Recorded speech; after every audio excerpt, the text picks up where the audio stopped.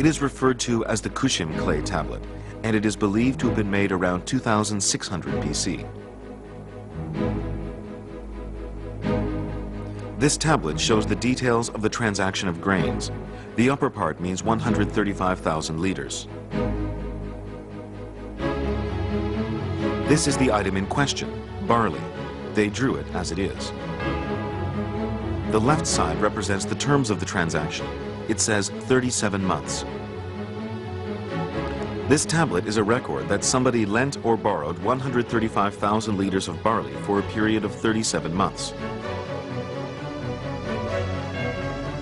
What then do these symbols mean? According to research, the sound represented by these symbols is kushim. Unlike the other symbols found on these ancient relics, the meaning of these are a mystery. The two signs in these early tablets, kushim, are puzzling because they don't mean anything. The two signs individually each have a meaning, but together they don't seem to mean anything. And so it's been suggested, quite plausibly, that this is somebody's name, that somebody wrote these two signs because the names sounded the same way. A ku sign, meaning something, and a shim sign, meaning something else, but together, just somebody's name. The phonetic symbols ku and shim came together to form kushim, a symbol that represents a sound.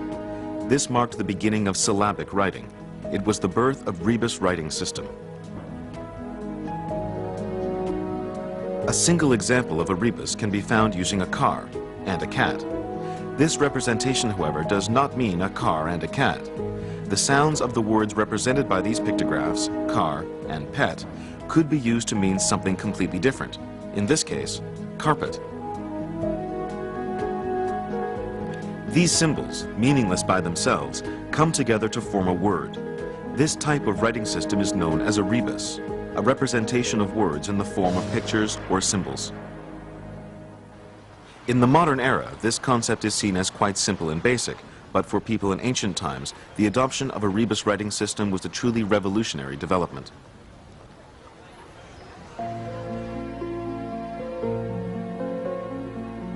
With the adoption of more complex rebuses, the number of cuneiforms shrank from about 1,500 to about 600. The previously complicated pictures became simpler.